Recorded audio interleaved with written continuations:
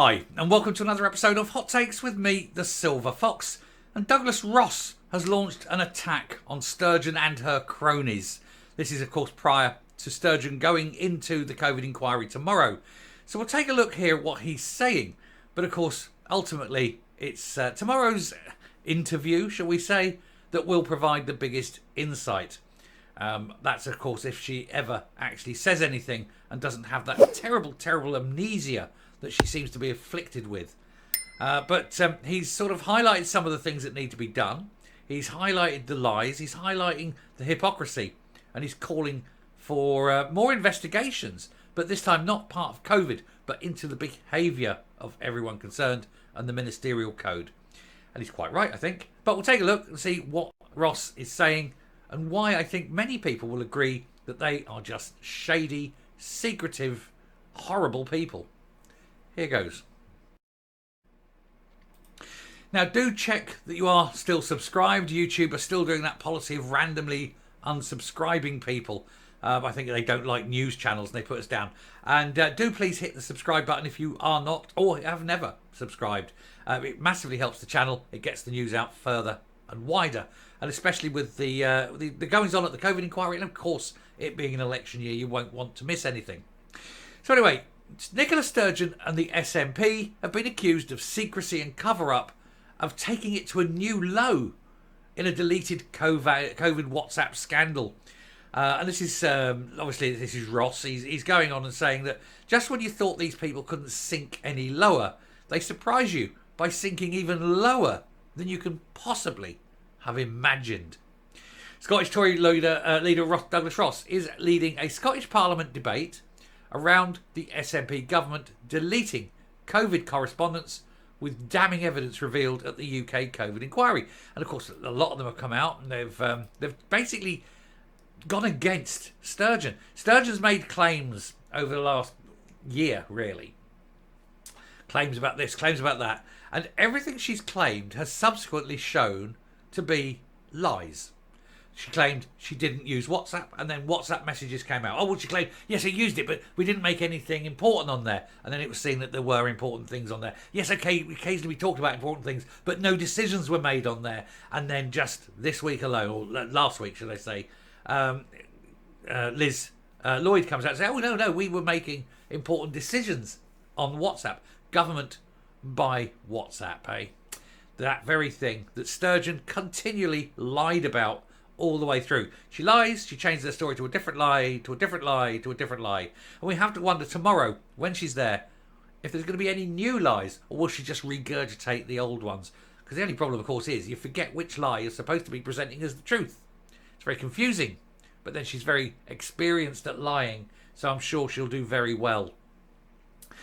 Nicola Sturgeon and her SNP government have been accused of taking secrecy and cover-up to a new low amid the scandal surrounding the deleted COVID WhatsApps and correspondence. The former First Minister is set to take the witness stand at the COVID inquiry tomorrow.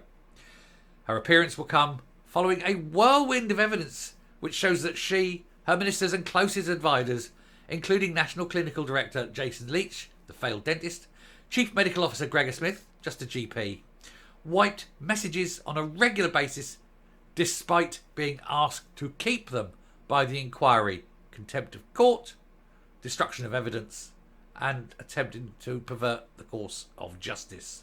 They're doing all these things. They must pay the price. They have hid behind claims that it was Scottish Government policy at the time, and yet this morning we had Kate Forbes came up and said, no, it isn't. And that was to delete informal messages after decisions were made, but they were deleting everything. The Scottish Tories will be leading a Hollywood debate today about this. Oh, sorry, tomorrow about this. And they're accusing the SNP executive of orchestrated and concerted efforts to delete evidence.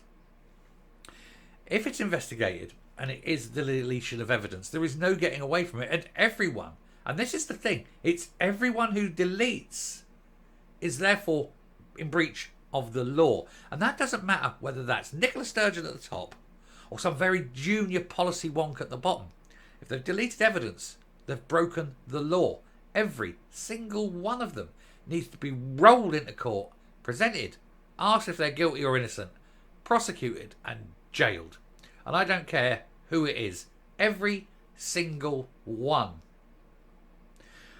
And what you need to do is send that message. That if you do it, this is what happens.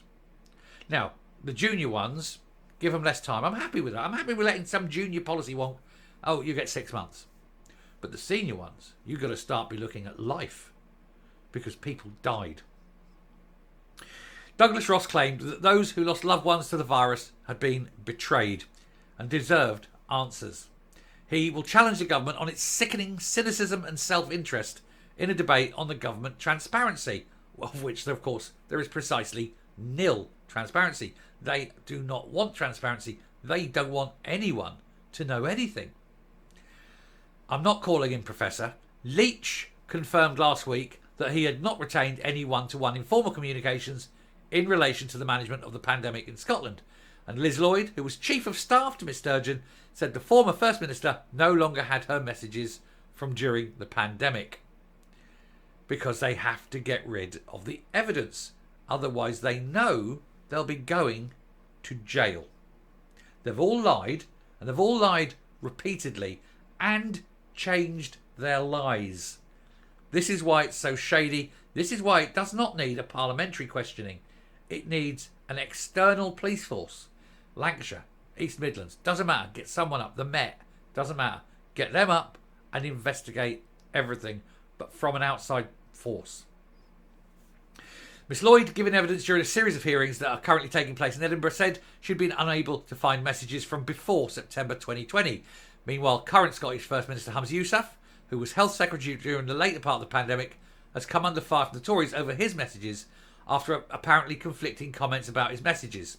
What we mean by apparently conflicting comments is, of course, lies. Good Lord, Humza lying. Who'd have thought it, eh?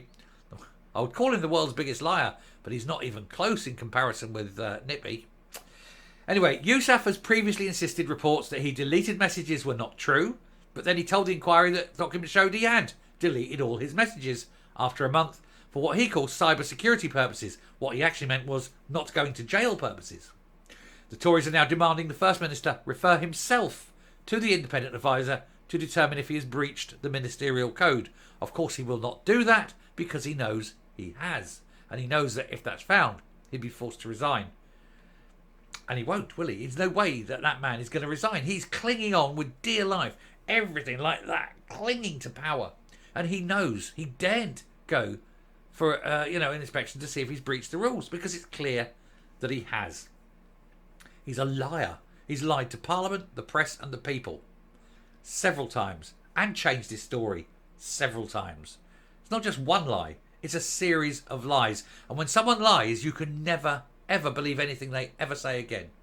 The man is unfit to lead. Conservatives also insist Holyrood's COVID-19 committee should be reformed so that ministers can be held to account because of evidence that's come up during this inquiry that was unknown at the first. Let's reform it, let's get them back, and then let's question them fully. Wednesday debate at Holyrood comes after Mr Yousaf used his own appearance before the inquiry last week to publicly issue an unreserved apology for the Scottish Government's frankly poor handling of requests for WhatsApp messages to be handed over.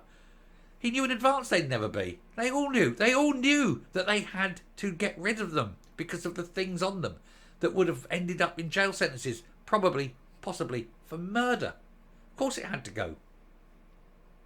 But Mr Ross said if Humza Yousaf's apology to the bereaved is to mean anything, he must refer himself to an independent advisor on ministerial code for misleading comments on his own WhatsApp messages and back our calls to reconvene the COVID-19 committee so that he and other ministers can be held to account. Last thing he wants. Scottish Conservative leader said the COVID bereaved families have been utterly betrayed by an SNP government which took its trademark secrecy to cover up to a new low during the pandemic. The inquiry has exposed their sickening cynicism and self-interest. We learned of the orchestrated and concerted efforts of senior ministers and officials to delete WhatsApp messages en masse. And the messages that have been recovered explain the reason for the cover-up. They didn't want us to know. Nicola Sturgeon shamefully exploited the pandemic for purely political purposes to stoke division with the UK and to push the SNP's independence obsession. And that obsession, of course, would have been to ensure that 4,500 people in care homes didn't come out of the care homes, to improve her chances of pulling off an independence referendum. I'm not going to say the word.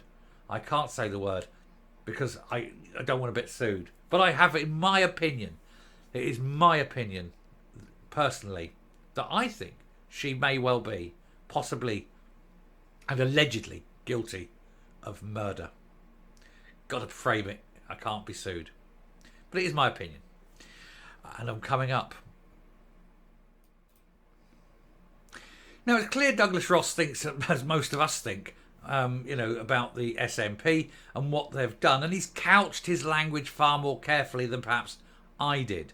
But that ending there, where he's talking about the political expediency of what she was doing, it's quite clear that he too thinks that it was a cynical attempt to push independence through whatever means possible. And literally, whatever means. There is no limit to these people and what they are capable of. I shall stop there. There's many more to come. We do have, of course, her standing tomorrow at the committee. So do please hit that subscribe button. You won't want to miss it. And until tomorrow, well, in fact, until the next video, but looking forward to tomorrow. Stay well, stay safe, and I will speak to you later. Bye.